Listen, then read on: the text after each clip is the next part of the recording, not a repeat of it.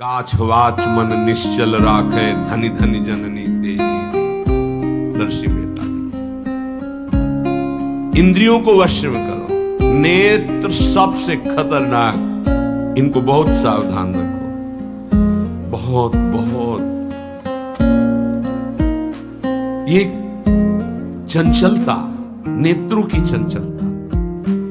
भगवत चर्चा हो रही तो हो सकता है शब्द ना सुन पाओ, लेकिन विषय चर्चा हो रही है तो आप 10-5 हाथ दूर होगे तो भी श्रवणेंद्रिय पकड़ लेगी क्या बातें हो रही। निंदा, स्तुति, विषय चर्चा। इंद्रियों को शासन में रखो, इंद्रियों को वश में करो, क्योंकि ये ज्ञान विज्ञान का नाश करने वाले महापापी काम इन्हीं के वशीभूत होकर तुम्हें नष्ट कर दे। मार डाल इस पापी को। भगवान कह, पाप मानम प्रजहेनम ज्ञान विज्ञान नाशनम। मार इस काम को, नष्ट कर। तस्मात् तुम इंद्रियाण्यादौ नियम भर दर्शक। ये महाभारत सबको लड़नी पड़ेगी, महाभारत सबको लड़नी पड़ेगी। अगर आपको अपने स्वराज्य सिंहासन पर बैठना है, मुक्त होना है, तो ये युद्ध स्वीकार करना पड़ेगा, ये चुनौती स्वीकार करनी पड़ेगी। भगवान कह रहे इंद्रियों को वश में कर, ज्ञान विज्ञान का नाश करने वाले इस महापापी काम को अवश्य बलपूर्वक मार। भगवान आदेश कर रहे हैं, पाप मानम प्रजहेनम ज्ञान विज्ञान नाशनम। तस्मात् तुम इंद्रियाण्यादौ नियम भर दर्शक। इसलिए पहले इंद्रियों को काबू करो। रसेंद्रिय से शुरू करो, मुख्य द्वार। ये ज्यादा रजोगुणी भोजन पाने पर चंचल होती। जब ये चंचल होती तो हर इंद्रियों में चंचलता थी। इसको संभालो। उचित आहार, सात्विक आहार, कम स्वाद वाला आहार, बच जाओगे। ज्यादा स्वादिष्ट पाने की कोशिश मत करो। अगर रसेंद्रिय स्वाद नहीं छोड़ पाए तो जनेंद्रिय का स्वाद छोड़ पाना बड़ा कठिन हो जाएगा। इंद्रियों को विषयों में संयोग मत होने दो। भोग बुद्धि से प्रवृत्त ना करो। केवल जीवन निर्वाह बुद्धि से प्राण पोषण के लिए पहले ऐसे शुरुआत करो। रसेंद्रिय से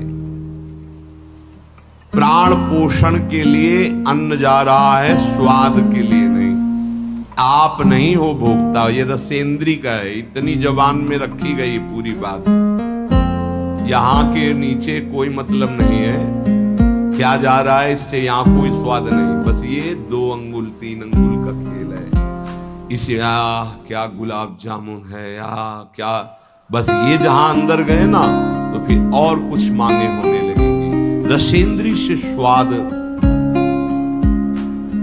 अगर जरा सा नमक कम हुआ तो हल्ला मचाने लगे, नमक लाओ थोड़ा कम है। भैया किसके लिए स्वाद बना। कभी कभी तो मनाओ कि नमक डालना भूल जाए, फिर देखे कैसा लगता है। कभी कभी बिना स्वाद के भी भोजन पाना चाहिए। हाँ, ऐसा करो। मन चंचलता रहित हो जाए, इसके लिए सात्विक भोजन करो। अच्छे अच्छे पदार्थ इसको दिखा दो। हाँ, जैसे आज साधु सेवा भंडारा ऐसे जैसे होता है, कभी ऐसा उत्सव आदि में गुलाब जामुन जब परोसने आवे तो क्यों आज थोड़ा मत दिखा। वो चले गए, हाँ बोल दो अंदर से। हाँ, गरम गरम धुआं उठता हुआ समोसा, हरी चटनी, लाल चटनी और सेवई नमक वाली। हाँ ऐसे। अब ये खा के तुम ध्यान करोगे किसका? अब ये निर्णय तुम करो। ये चीजें खा के तुम ध्यान करोगे, प्रभु का तो ध्यान होने वाला नहीं। सात्विक भोजन पाने से हमारे अंदर भजन की वृत्ति बढ़ती है, और रजोगुणी तमोगुणी भोजन पाने से भोग वासना बढ़ती है, निद्रा प्रमाद स्थिति आती है। बिल्कुल सच्ची बात समझो। ये 3 गुणों से हर सामग्री बनी हुई। इसीलिए संतों ने निर्णय किया आप ये पा सकते हैं, ये पा सकते हैं, ये पा सकते हैं।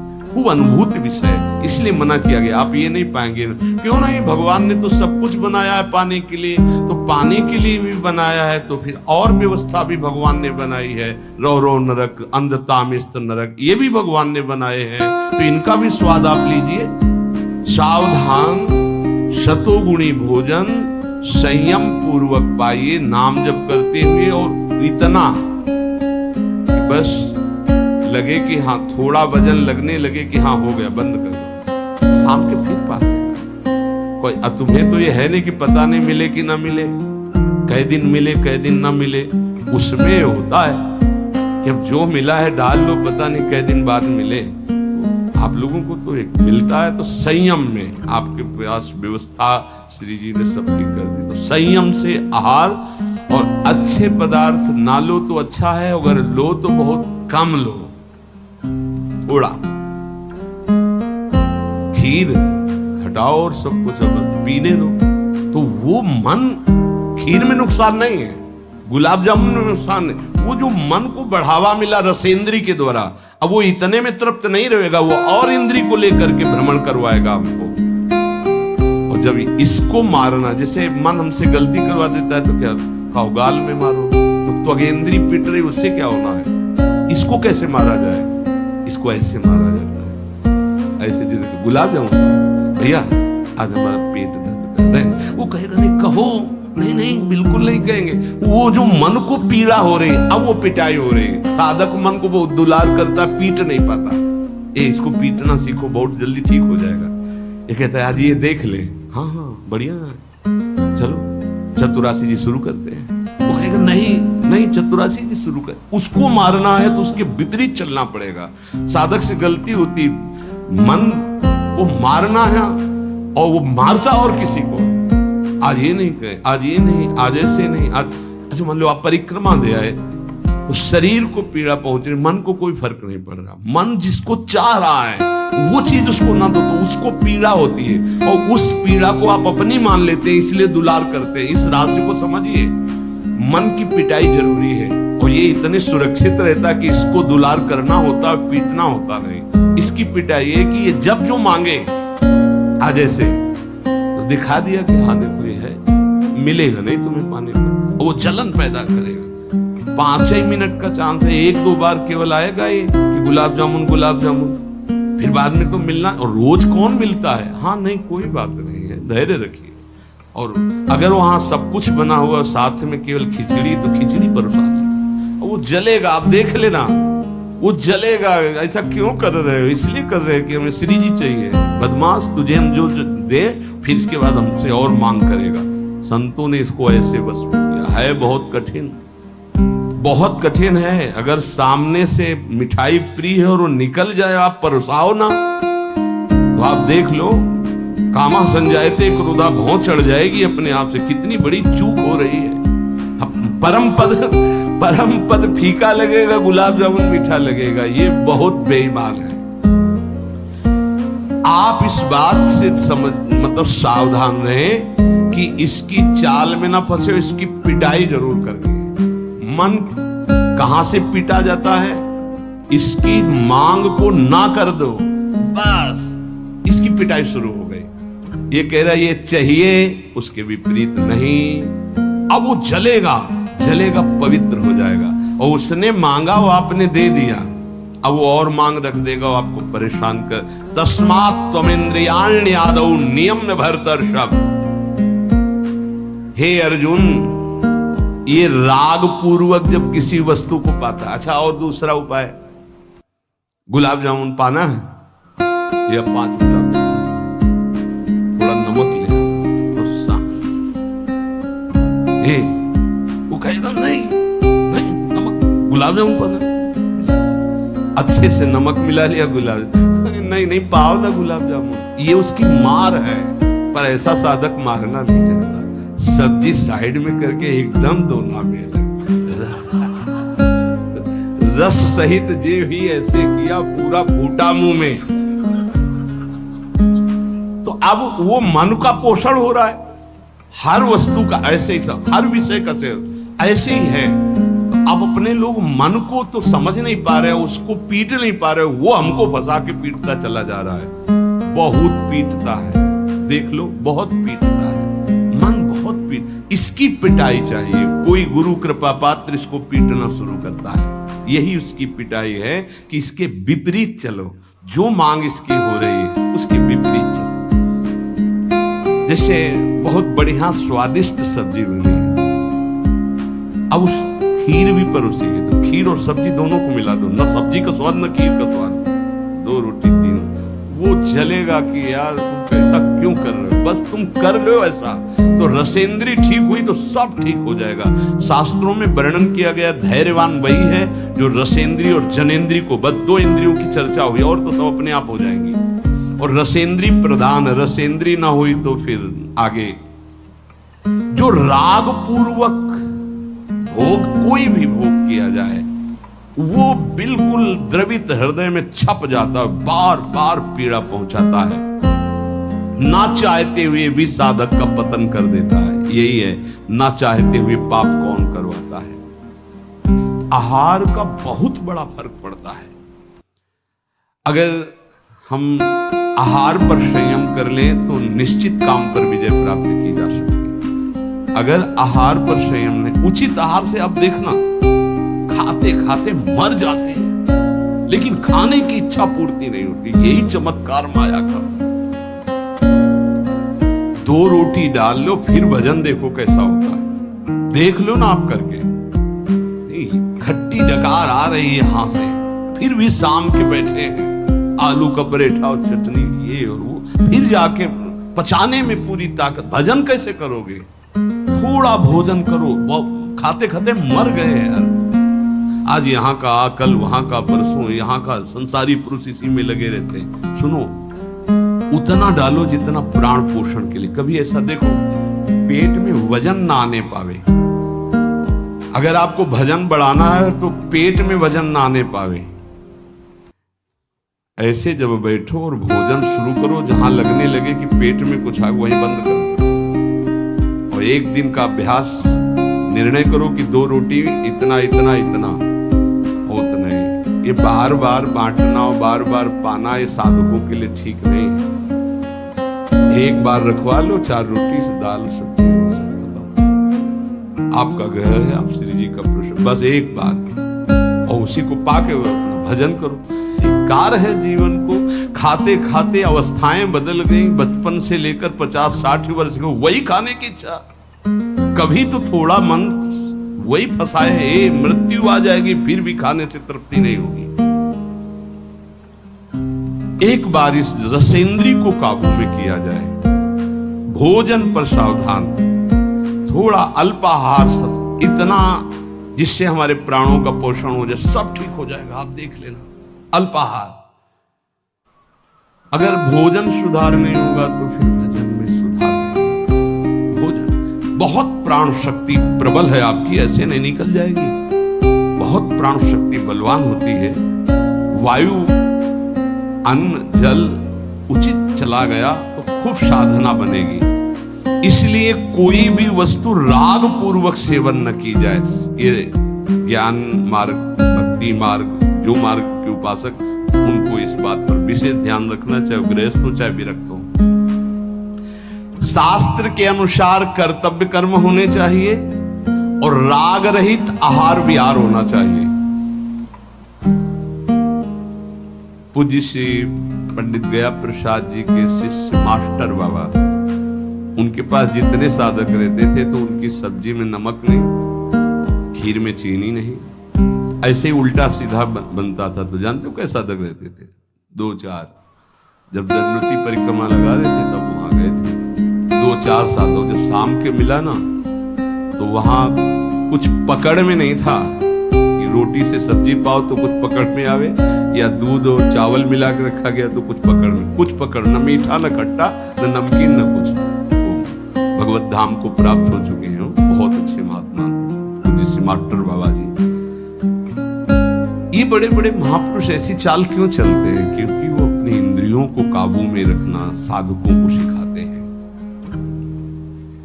काम को मारने के लिए सबसे पहले इंद्रियों का नियमन करने को श्री भगवान कह रहे हैं। तस्मात् तुम इंद्रियाण्यादौ, नियम में भर दर्शक, इनको पहले कंट्रोल में करो। कान से भगवत वार्ता, अच्छी वार्ता सुनो, नेत्रों से अगर कहीं एक बार कोई ऐसा दृश्य उपस्थित हो जाए प्रकृति में तो प्रणाम करके दोबारा नेत्र मत पहुंचाओ।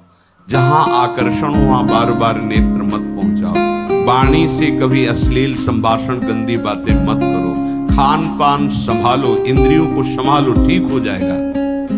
जब तक साधक इंद्रियों को संभालता नहीं तब तक उसकी दृष्टि भगवान की तरफ न रहकर भोगों की तरफ होगी। अच्छा, और पहले से संकल्प मन बना लिए इस में ये ज्यादा नहीं तो ऐसा है कि आप जो चाहो जितना ले सकते हो। हाँ हाँ, खुली छूट है। इंतजार हो रहा कब हो 11 बजे, कब 12 बजे। ये संकल्प विकल्प को मारना है। कभी कभी ऐसा कर लिया करो, ज्यादा मन तैयार हो गया ना कि आज तो उत्सव है बहुत, बोल कर आज उपवास करेंगे। सब मत करना, नहीं तो गड़बड़ हो जाएगा। अलग अलग उत्सव में एक एक दो दो आज नहीं पाएंगे, आज भूखे रह करके रहे। फिर आप देखो जो आपको मन जलन पहुंचाएगा वही मन को अधीन करने के बिना इसके अधीन नहीं होने वाला। ये भी बात समझ लीजिए, यहीं से अधीन किया जाता है। जैसे अपने लोग अब सावन भर केवल गंगा जल पी कर रहे, लोग भगवान शिव की उपासना गंगा के साथ खूब आराम से 2 4 5 दिन शिथिलता होती है, इसके बाद वो शरीर उसी ढांचे में ढलने लगता है। वो गंगा जी में सब सामर्थ्य विराजमान है। सही, कभी हम अपने शरीर को शक्तिहीन अनुभव नहीं किया। गंगा जल में इतना पावर विराजमान है, ऐसे पदार्थ विराजमान है।